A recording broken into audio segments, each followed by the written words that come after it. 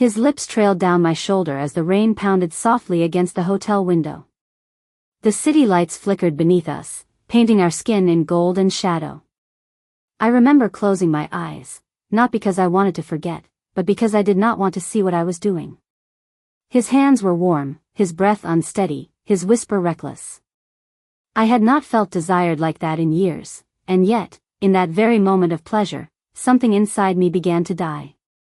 When it was over, silence fell like a judgment. The sheets tangled around my guilt, and the taste of betrayal lingered heavier than the wine we shared. I told myself it was just once, that it would never happen again. But that lie was the beginning of my undoing. Before I go any further, I want to say thank you. To all my new and returning viewers, I am deeply grateful for your time and love. If you have not yet subscribed, I cannot wait for you to hit that subscribe button. It fuels this channel, keeps me going, and reminds me that stories like mine, stories of brokenness, temptation, and redemption, are worth telling. After this short hook, I want you to share your thoughts in the comments. Tell me what you would have done, because what happened next changed my life forever. My name is Claire Monroe, and this is the story of how I almost destroyed the only man who ever truly loved me. Michael and I met in college, a typical American love story. He was studying mechanical engineering, quiet but brilliant. I was a communications major, loud, social, and full of dreams. We balanced each other. He grounded me, I inspired him. 10 years later, we had a comfortable life in Charlotte, North Carolina. 2 beautiful children, a cozy home, and what everyone called the perfect marriage. But no one saw the quiet distance growing between us. No one heard the silence that filled our dinners. No one noticed the loneliness hiding behind my smiles. It started with something small, Michael's new position at a firm that demanded long hours. At first, I was proud. But soon, his absence became routine. The text stopped being flirty and became logistical. Pick up milk, do not forget the kids' recital. Nights grew colder, conversations shorter. And then, there was Ethan. He was everything Michael had once been, attentive, funny, and wildly confident. We met at the gym. I had joined to get back in shape, but deep down, I think I was searching for something to remind me that I was still alive. Ethan noticed me from the treadmill one morning. His eyes were sharp blue, and his smile was the kind that could melt resolve. It began innocently, friendly chats between workouts. Then he started staying after his sessions just to talk. He asked about my family, my dreams, my frustrations. It had been years since anyone looked at me the way he did. The first time he touched my hand, it was brief, an innocent brush while handing me a water bottle. But that small contact sent a shiver through me I could not explain. I started dressing differently for the gym, tighter leggings, perfume, lip gloss. It was not about him at first. It was about feeling wanted. But soon, it became about both. Weeks passed. Messages began, flirty at first, then more dangerous. He would tell me how beautiful I was, how he imagined me when he could not sleep. I would laugh it off, pretending it was just banter. But I kept replying. Every text pulled me closer to a cliff I could not see. One Friday evening, I told Michael I had a work dinner. In truth, I was meeting Ethan downtown. The restaurant was dim, romantic, a place where secrets lived comfortably. We talked, laughed, and drank wine until my resolve blurred. When he asked if I wanted to keep talking somewhere more private, I hesitated for a moment, but only a moment. The hotel was just 2 blocks away. I told myself I was just going up for a drink, but deep down, I knew that was a lie. The elevator ride felt endless. My heart pounded, my hands trembled, but my body did not stop moving. When he kissed me, everything inside me screamed to pull away, but I did not. I kissed him back with all the loneliness I had buried for years. The night felt endless and forbidden. Every touch was both thrilling and terrifying. He whispered words I had longed to hear, that I was beautiful, desired, unforgettable. But when morning came and the sunlight slipped through the curtains, reality hit me like a storm. Ethan was still asleep when I slipped out of bed, my heart pounding with regret. My reflection in the bathroom mirror looked like a stranger, messy hair, smeared lipstick, hollow eyes. I had crossed a line that could never be uncrossed. Driving home felt like moving through fog. I parked quietly in our driveway, the house still dark. Inside, the scent of pancakes lingered. Michael must have made breakfast before taking the kids to their grandparents'. I walked into our bedroom, the same one that once felt like my sanctuary, and saw our wedding photo on the nightstand. I sat on the edge of the bed and whispered, "What have I done?" My phone buzzed, a message from Ethan. Last night was unforgettable. I turned it face down. Because I knew the truth, what I had done was unforgettable too, but for all the wrong reasons. That night, I laid beside my husband, pretending to sleep, but guilt pulsed through every heartbeat. I wanted to tell him. I wanted to scream the truth and beg for forgiveness. But fear silenced me. I thought I could bury it, that no one would ever know. I was wrong. Because secrets have a way of bleeding through even the thickest walls. And mine was about to break everything I had ever built. The weeks after that night felt like living inside a storm no one else could see. On the outside, I was the same woman, smiling at the neighbors, cooking dinners, kissing my children goodnight. But inside, I was unraveling. Every time Michael touched me, guilt burned through my skin. Every time he said, "I love you," I heard the echo of my betrayal. I thought I could manage it. I told myself it was a one-time mistake, something I could bury beneath routine and silence. But guilt does not stay buried. It festers. It finds ways to crawl up through the cracks of your life until everything starts to rot. Michael began to notice it. He would look at me during dinner and frown slightly, like he was trying to solve a puzzle. "You seem distracted lately," he said one evening, his tone gentle but firm. I smiled, the kind of smile people wear when they are lying. "Just tired, work's been stressful." He nodded but kept watching me, like he did not believe it. I stopped meeting Ethan at the gym. I blocked his number for a few days, but the temptation was still there. The memory of that night haunted me, not because it was beautiful, but because it felt like a wound that refused to heal. Then one afternoon, his name appeared again on my phone screen. "Ethan, I miss you. I want to see you." My heart raced, not from excitement, but fear. I ignored it. Then came another. "Ethan, do not pretend it did not mean anything." That message shattered my illusion. Whatever I thought was control, it was gone. He wanted more, and that scared me more than my guilt ever did. A week later, I saw him outside the gym parking lot. I was walking to my car when he stepped out from his truck. His expression was unreadable. "Claire," he said, low and serious. "You have been avoiding me." I tried to stay calm. "Because it was wrong, Ethan. It should not have happened." He laughed bitterly. "You say that, but you came to me. You wanted it as much as I did." I froze, looking around to see if anyone was watching. "Please, do not do this. I have a family." He shook his head. "And I wanted to be part of it. Or do you think I was just a distraction?" That was the moment I realized the danger I had invited into my life. What I thought was a secret affair had now become a threat, something that could destroy my family if I did not end it properly. I looked him straight in the eye and said, "Whatever this was, it ends now. Do not call me again." Then I got into my car and drove off, trembling so hard that I could barely grip the steering wheel. That night, I could not sleep. The fear of being exposed haunted me. I deleted our messages, blocked him for good, and tried to erase every trace of him from my phone, but I could not erase him from my mind. Michael sensed the distance more than ever. He started coming home earlier, helping with the kids, asking about my day. It should have felt comforting, but instead, it felt like punishment. Every kind gesture reminded me of how undeserving I was. Then one night, as we sat on the couch watching a movie, he reached for my hand and asked quietly, "Claire, is there something you are not telling me?" I froze.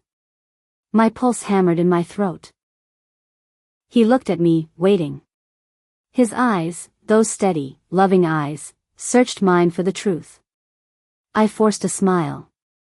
No, why? He sighed, looked down, and whispered, because it feels like you are somewhere else even when you are sitting right next to me.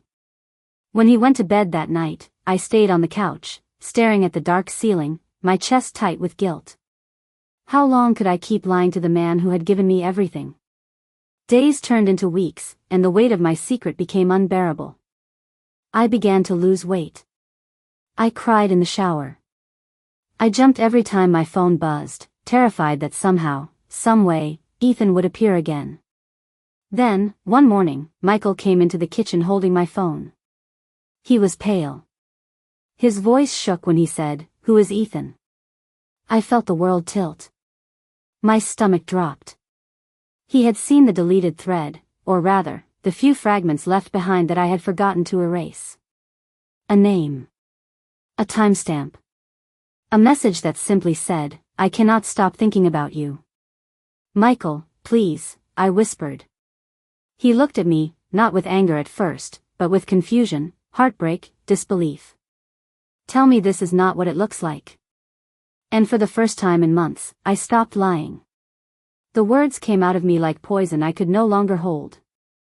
I told him everything, the night, the guilt, the regret. I expected him to shout, to curse, to throw things.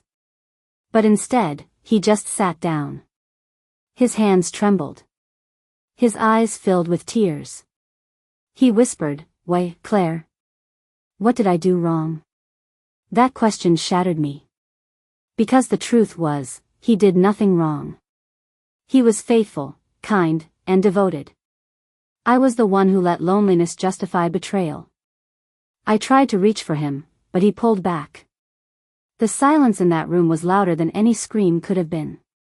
Finally, he stood up, walked to our bedroom, and came back with a small overnight bag. "Where are you going?" I asked through tears. "I just need to breathe," he said quietly. "Because right now, I cannot even look at you." He left without slamming the door. That gentle exit broke me even more. The next few days were torture. I barely ate, barely slept. The kids asked where Daddy was, and I told them he was visiting Grandpa. I spent nights on the floor of our bedroom, crying until my throat burned. Ethan tried to call again, but I did not answer. I had nothing left to give, not to him, not to anyone. A week later, Michael sent me a text. "I am staying with my brother. I need time. Do not call." It felt like a death sentence. I wanted to beg, to explain, to fix it all, but I knew he needed space. I had broken the one thing we had built together, trust. And once trust shatters, even love feels helpless. But even in his silence, a small part of me hoped that maybe, just maybe, this was not the end. Because love that deep does not vanish overnight. It bleeds. It breaks. But sometimes, it waits, for forgiveness to find its way back home. 3 months passed.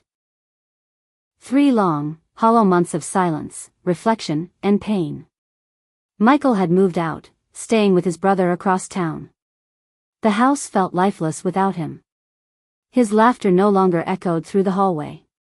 His coffee mug stayed untouched on the kitchen counter. Even the bed felt colder, larger, like a constant reminder of everything I had destroyed. The kids missed him terribly. They asked questions I did not know how to answer. When is Daddy coming home? Is he mad at us? I told them he just needed some time to rest. But inside, I feared the truth, that maybe he was never coming back. I spent those months facing myself.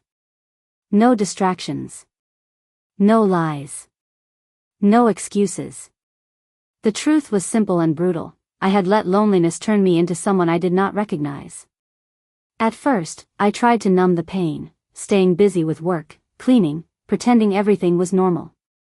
But healing does not come through pretending. It comes through pain. I started seeing a therapist.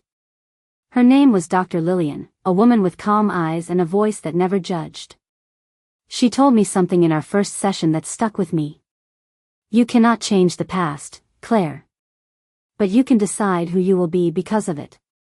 That sentence became my anchor. I began writing in a journal every night, letters to Michael that I never sent. I poured out everything I had hidden, my shame, my guilt, my love, and my regret. Sometimes I would cry until my hands shook. But I wrote anyway. Because putting it on paper made me confront the truth. I had not cheated because I stopped loving him. I cheated because I stopped loving myself. One Sunday morning, I went to church for the first time in years.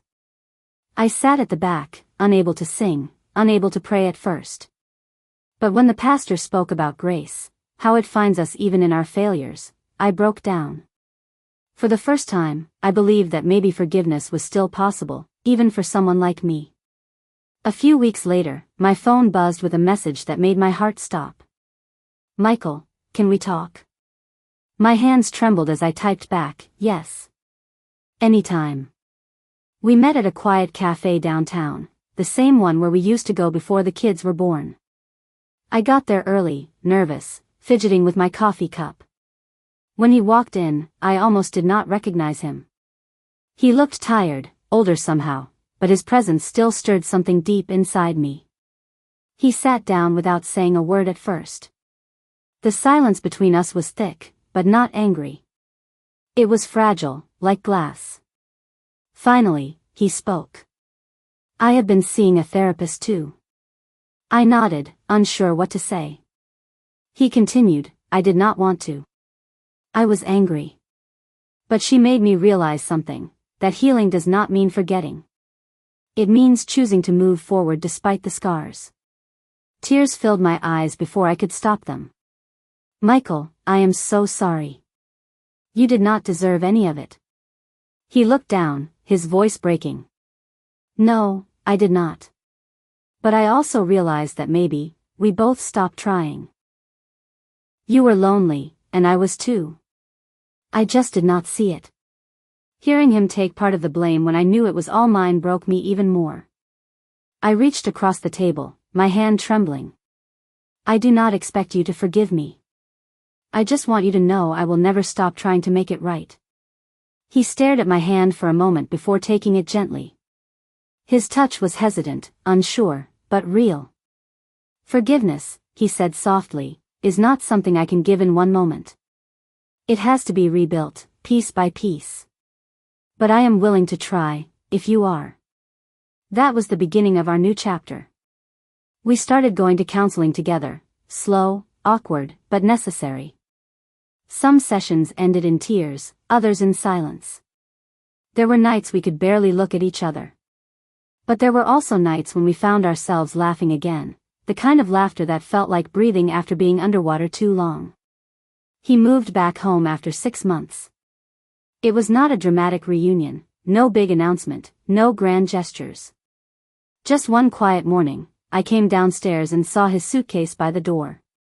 He smiled faintly and said, I figured it is time. We took it one day at a time. We talked more. We listened more. We made small promises, to have dinner together without phones, to go on walks every Sunday, to never let silence build between us again. The first time he reached for me in bed again, I cried. Not because of guilt, but because it felt sacred, like something lost had finally found its way home.